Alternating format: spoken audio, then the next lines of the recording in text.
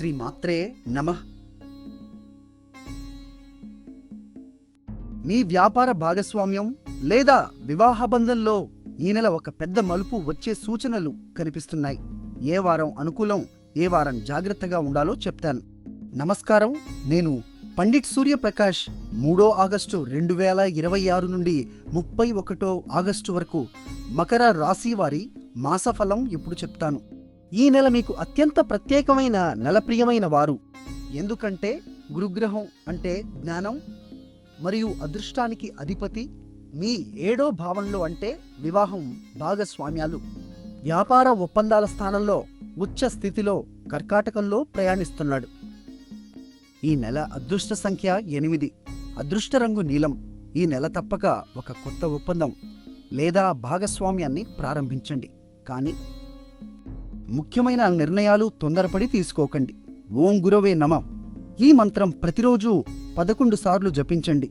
ఇప్పుడు ఈ నెల అత్యంత శక్తివంతమైన ఖగోళ సంఘటన ఏమిటంటే ఆగస్టు 12న సూర్యగ్రహణం, అంటే సూర్యుడిని చంద్రుడు కప్పివేయడం కర్కాటకం రాశిలో ఆశ్లేష నక్షత్రంలో జరుగుతోంది. ఇది మీ 7వ భావంలోనే జరగడం వల్ల భాగస్వామ్యాల్లో లోతైన మార్పులు, రహస్యాలు బయటపడటం, పాత అనుబంధాల్లో స్పష్టత రావడం జరగవచ్చు. గ్రహణ రోజున కొత్త పనులు ప్రారంభించకూడదు. ధ్యానం, జపం చేయడం మంచిది. అదే సమయంలో శని అంటే క్రమశిక్షణ, కర్మఫలాలకు అధిపతి మీనంలో, మీ 3వ భావంలో అంటే ధైర్యం, సోదరులు, కమ్యూనికేషన్ స్థానంలో వక్రగతిలో ఉన్నాడు. శని వక్రగతి అంటే శని ప్రభావం నెమ్మదిగా పనిచేస్తుంది. ఆలోచించి మాట్లాడండి. సోదర సంబంధాల్లో ఓపిక పాటించండి. మొదటి వారం అంటే 3 ఆగస్టు నుండి 9 ఆగస్టు వరకు మంచి వారం. గురువు దహన స్థితి నుండి బయటకు వచ్చే దశ ఇది.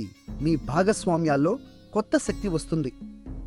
9 ఆగస్టున కామిక ఏకాదశి అంటే విష్ణువుకు అంకితమైన ఉపవాస దినం వస్తోంది. ఈరోజు ఉపవాసం చేస్తే ఆర్థిక అవరోధాలు తొలగుతాయి. 2వ వారం అంటే 10 ఆగస్టు నుండి 16 ఆగస్టు జాగ్రత్త వారం. 12వ తేదీన సూర్యగ్రహణం, అమావాస్య అంటే అమావాస్య చీకటి చంద్రుడి రోజు కలిసి వస్తున్నాయి. ఈ వారంలో పెద్ద ఆర్థిక నిర్ణయాలు, ఒప్పందాలు వాయిదా వేయడం మంచిది. కానీ ఆధ్యాత్మిక సాధనకు, పితృతర్పణానికి ఇది అద్భుతమైన సమయం. 3వ వారం అంటే 17 ఆగస్టు నుండి 23 ఆగస్టు మిశ్రమ ఫలితాలు. 17వ తేదీన సూర్యుడు సింహంలోకి అంటే మీ 8వ భావంలోకి అంటే అనూహ్య మార్పులు, ఆంతరిక పరివర్తన స్థానంలోకి ప్రవేశిస్తాడు. ఈ సమయంలో ఆరోగ్యం పట్ల అప్రమత్తంగా ఉండండి. ఊహించని ఖర్చులకు సిద్ధంగా ఉండండి. 23 ఆగస్టున శ్రావణపుత్రద ఏకాదశి వస్తోంది. సంతాన ప్రాప్తి కోరుకునే వారికి ఈరోజు ప్రత్యేక పూజ చేయడం మంచిది. 4వ వారం 24 ఆగస్టు నుండి 31 ఆగస్టు అదృష్ట వారం. 28 ఆగస్టున శ్రావణ పూర్ణిమ అంటే పూర్తి చంద్రుడి రోజు, రక్షాబంధన్ వస్తోంది. ఇది మీ బంధాలకు బలం చేకూర్చే రోజు. వరలక్ష్మి వ్రతం కూడా ఈ రోజే. ఆర్థిక అభివృద్ధి కోసం లక్ష్మీ పూజ తప్పక చేయండి.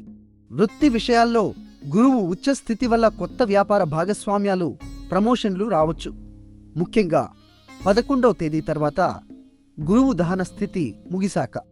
ఆర్థికంగా నెల మొదటి భాగంలో జాగ్రత్తగా ఖర్చు చేయండి.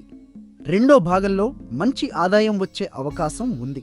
ప్రేమ విషయాల్లో శుక్రుడు అంటే ప్రేమకు, అందానికి అధిపతి కన్యలో మీ 9వ భావంలో నీచ స్థితిలో ఉన్నాడు. అంటే ప్రేమ విషయాల్లో అతిగా ఆశించకండి, ఓపిక పాటించండి. ఆరోగ్యంలో 17వ తేదీ తర్వాత జీర్ణ సంబంధ సమస్యలు రావచ్చు. ఆహారంలో జాగ్రత్త తీసుకోండి. మీ జన్మ నక్షత్రం లేదా రాశి ఏదో కామెంట్లో చెప్పండి. మేము మీకు ప్రత్యేక సమాధానం ఇస్తాం. ప్రతిరోజు మీ రాశి ఫలాలు తెలుసుకోవడానికి మా ఛానల్ను సబ్స్క్రైబ్ చేయండి. ఈ వీడియోను లైక్ చేసి మీ కుటుంబంతో షేర్ చేయండి. పరిహారంగా ప్రతి శనివారం నల్ల నువ్వులు దానం చేయండి. నీలమణి అంటే బ్లూ సఫైర్ ధరించడం ఈ నెల మీకు రక్షణగా ఉంటుంది.